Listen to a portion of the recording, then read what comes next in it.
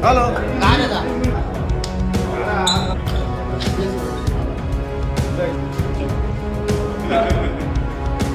Vamos.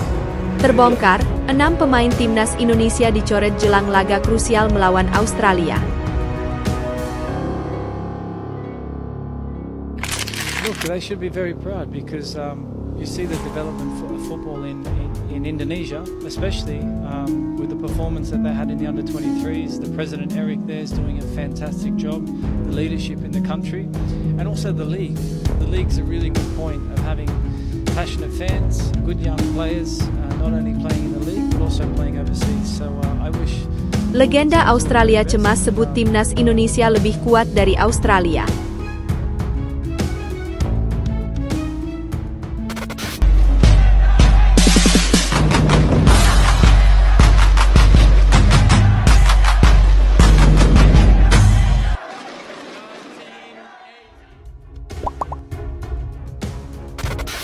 Terbongkar, 6 pemain timnas Indonesia dicoret jelang laga krusial melawan Australia. Timnas Indonesia harus merelakan kehilangan Egy Maulana Fikri untuk laga melawan Australia pada 20 Maret 2025. Egy dipastikan absen akibat cedera yang menghalanginya untuk tampil di laga kualifikasi Piala Dunia 2026 zona Asia tersebut.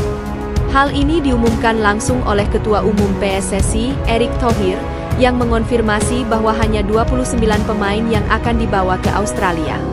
Namun, yang lebih mengejutkan adalah keputusan Patrick Kluivert, pelatih timnas Indonesia, yang harus mencoret 6 pemain lagi dari daftar sementara.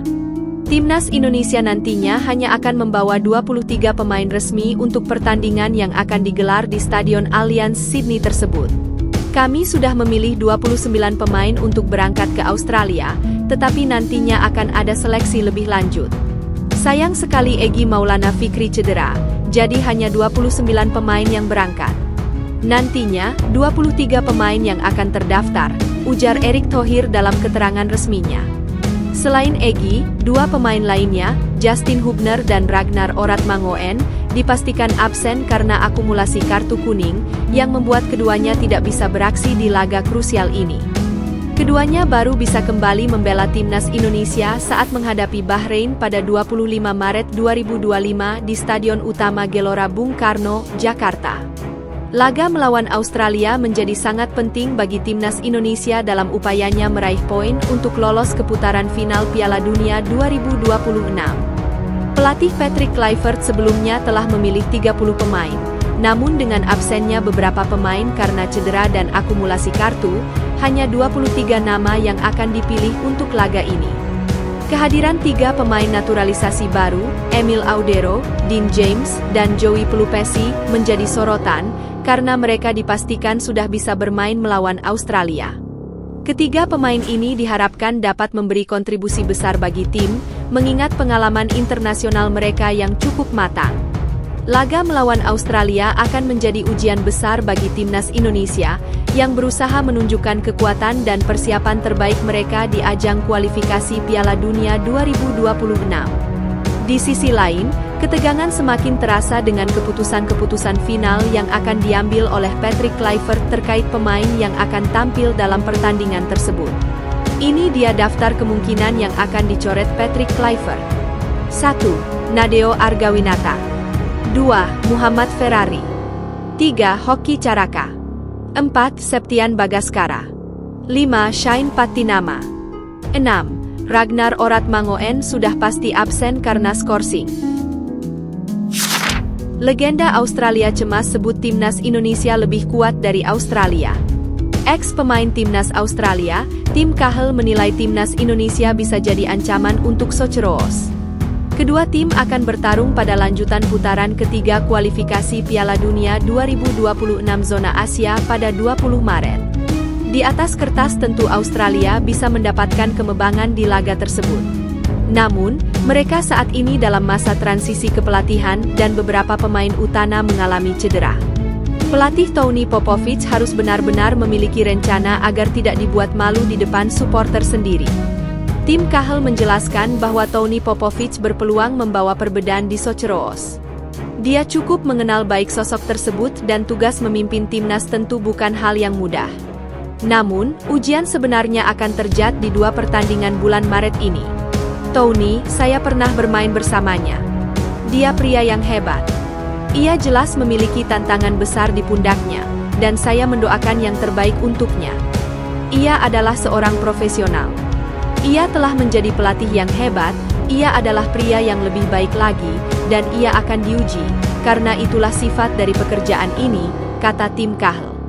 Sosok yang mencatatkan 108 caps di timnas Australia ini memberikan peringatan bahwa sepak bola Asia saat ini sudah berbeda. Beberapa tim seperti timnas Indonesia A, Arab Saudi, dan negara-negara lain sudah berubah dan berkembang pesat. Bahkan, dia melihat bahwa tim-tim tersebut sudah setara dengan Australia. Dia memiliki kumpulan pemain berbakat yang bagus. Tetapi ketika Anda melihat orang-orang seperti Indonesia, Arab Saudi, negara-negara di Asia, mereka setara, jika tidak beberapa di antaranya lebih baik, dan itulah kenyataan yang terjadi di sepak bola. Anda melihat Qatar memenangkan Piala Asia secara beruntun. Anda melihat hasil yang telah terjadi di babak kualifikasi bagi banyak dari kami, lanjutnya. Cahill berharap Popovich bisa membawa Australia kembali ke jalur kemenangan dan merebut tempat di Piala Dunia. Tentunya, butuh kerja keras ekstra agar misi tersebut bisa dilewati dengan baik. Jadi saya berharap yang terbaik untuknya, tetapi dia adalah pelatih yang baik dan pria yang baik, dan akan membutuhkan waktu baginya untuk menerapkan gayanya dan membiasakan diri dengan tim.